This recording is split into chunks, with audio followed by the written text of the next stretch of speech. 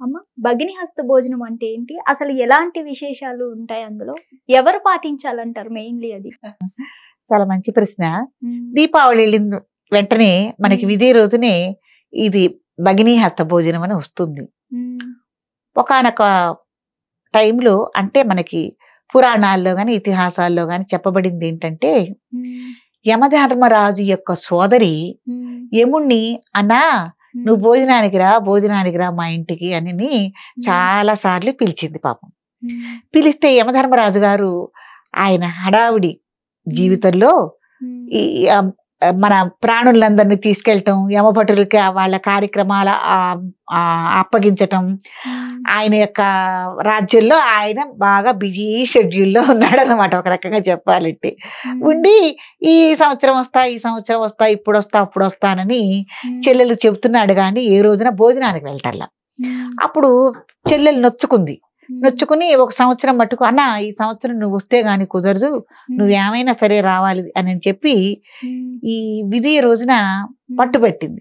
అప్పుడు యమధర్మరాజు గారు తీరిక చేసుకుని హ్మ్. చెల్లెల ఇంటికొచ్చి భోజనం చేశాడనమాట. హ్మ్. ఇలా చెల్లెల ఇంటికి వచ్చి భోజనం చేయటం వల్ల ఏం జరుగుతుంది అనంటే, హ్మ్.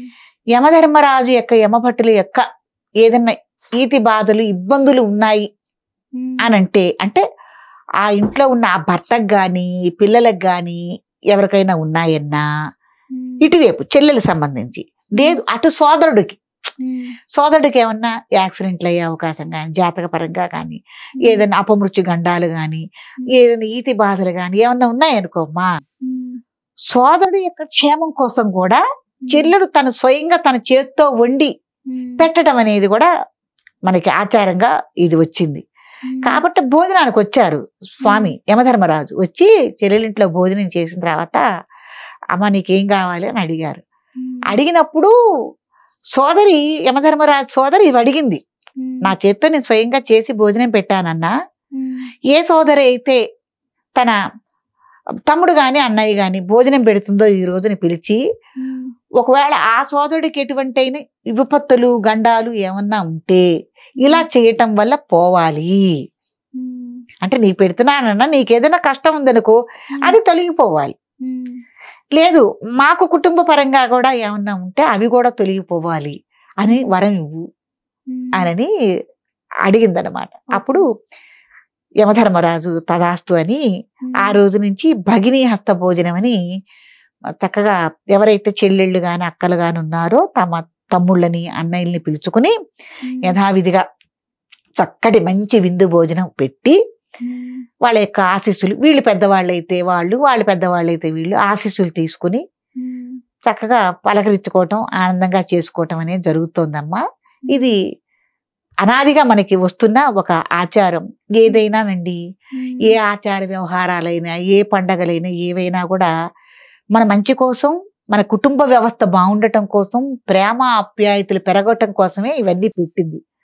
నిజంగానే యమధర్మరాజు గనక తీరిక లేక వెళ్ళలేకపోయినట్టు, ఎవరైనా సరే తీరిక లేక వెళ్ళలేకపోవచ్చు. ఇప్పుడైతే కొంతమంది విదేశాల్లో కూడా ఉంటున్నారు. 3 సంవత్సరాలు 4 సంవత్సరాలకు కూడా రాలేకపోయిన టైం ఉంటుంది కదమ్మా. కాబట్టి ఇదొక మంచి అవకాశంగా తీసుకుని చక్కగా మీ చెల్లెళ్ళు ఎవరైతే మీ అక్కయ్యలు ఉన్నారో వాళ్ళ ఇంటికి వెళ్ళి వాళ్ళ చేత్తో చేసిన భోజనం తిని చక్కగా వాళ్ళు సంతోషపడతారు కదమ్మా. ఒక పుట్టింటి వారు తమ ఇంటికి వచ్చారంటే భోజనం పెట్టడంలో ఆ సోదరికి ఉన్న ఆనందమే వేరు. కాబట్టి ఆమె ఆనందిస్తుంది. ఏదైనా తోడబుట్టిన ఆడపిల్ల ఆనందిస్తే అంతకు మించింది లేదు ఆ కుటుంబానికి.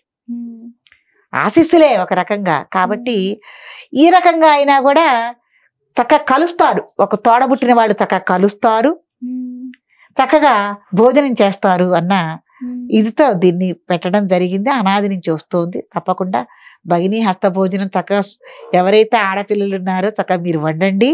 మీ కడుపున పుట్టిన మీ తోడబుట్టిన వాళ్ళని ఎవరైతే ఉన్నారో వాళ్ళని పిలుచుకోండి. సరదాగా ఈ పండగను చేసుకోండి. అమ్మ, ఒకవేళ ఆడపిల్లలే ఉన్నారనుకోండి, ఇద్దరు అన్నదమ్ములు లేరనుకోండి, అప్పుడు వాళ్ళు ఏం చేయాలి మరి? ఏం ఇబ్బంది లేదండి. 4 5 ఆడపిల్లలు ఉన్నారనుకో, వాళ్ళు మీరు పిలుచుకుని చక్కగా భోజనాలు చేయొచ్చు.